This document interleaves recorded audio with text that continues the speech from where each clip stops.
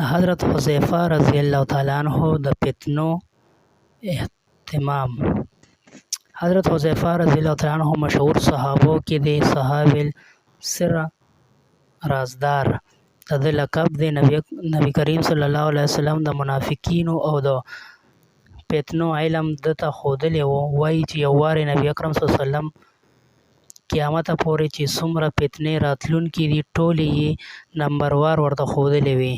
هېڅ یو داسې فتنه چې په هغې کې د 300 سړو په اندازه خلک شریک وي نبي علیه الصلاة والسلام پرې نه ښوده، بلکې د هغې فتنې خال او د هغې د مقتدا یعنی امام خال سره د هغه د نوم او د هغه د مور نوم، د هغه د پلار نوم، د هغه د قبیلې نوم صفا صفا یې ورته ښودلی و.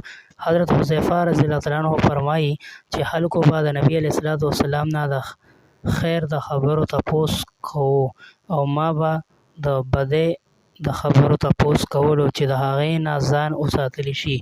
یو وارې ما پوښتنه وکړه: ای د الله رسوله، د خیر او خوبي چې په هغې باندې نن سبا ستاسو په برکت سره مونږ خلک یو، د دې نه پس هم څه بدي راتلونکې ده؟ نبي علیه الصلاة والسلام وفرمایل: بدي راتلونکې ده. ما عرض وکړو چې د دغې بدۍ نه پس به بیا نیکي واپس راشي که نه؟ نبي علیه الصلاة والسلام وفرمایل چې حذیفه، د الله تعالی کلام لوله او د هغې په معنو غور کوه او د هغې د احکامو تابعداري کوه. په ما فکر سور و. عرض مې وکړو: ای د الله رسوله، دغې بدۍ نه پس به نیکي وي؟ نبي علیه الصلاة والسلام وفرمایل: او بیا به نیکي وي، خو زړونه به داسې نه وي څنګه چې ړومبي وو. ما عرض وکړو: ای د الله رسوله، د دغې نیکۍ نه پس به بیا بدي وي؟ نبي علیه الصلاة والسلام وفرمایل: او داسې خلک به پیدا شي چې خلک به ګمراه کوي او دوزخ طرف ته به یې بوځي. ما عرض وکړو: که چېرې زه دغه زمانه بیا مومم نو څه به کوم؟ نبي علیه الصلاة والسلام وفرمایل: که چېرې د مسلمانانو یوه متحده ډله وي او د هغوی څوک بادشاه وي، ته هغوی سره شه، کني دا ټولې فرقې پرېږده، یو کټ کې بیل کښېنه یا چېرته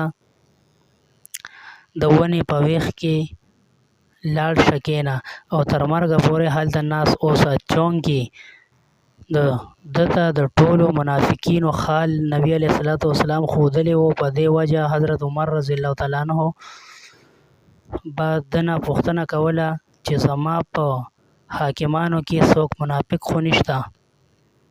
یو وارې عرض وکړو چې یو منافق شته، خو زه یې نوم نه ښایم. حضرت عمر رضی الله تعالی عنہ هغه معزول یعنی برطرفه کړو. غالباً په خپل پرست الهي پوهه سره به یې پېژندلی وي. کله چې به څوک مړ شو نو حضرت عمر رضی الله تعالی عنہ به د تحقیق کولو چې حضرت حذیفه د هغه په جنازه کې شریک دی که نه. که چېرې حذیفه رضی الله تعالی عنہ به شریک و نو حضرت عمر رضی الله تعالی عنہ به هم مونځ کولو، کني دوی به هم نه کولو. د حضرت حذیفه رضی الله تعالی عنہ چې کله وفات کېدو نو ډېر په ویره او ناکلارتیا کې یې ژړل. خلکو ترې تپوس وکړو نو ویې فرمایل چې دنیا پاتې کېدو باندې نه ژاړم، بلکې مرګ خو زما خوښ دی. البته په دې ژاړم چې ماته معلومه نه ده چې زه د الله تعالی په ناراستیا کې روان یم یا په رضا کې. دې نه پس یې وویل چې دا زما د دنیا اخري ساعت دی. ای الله، تا ته معلومه ده چې زما تا سره محبت دی، په دې وجه په خپل ملاقات کې برکت راکړه.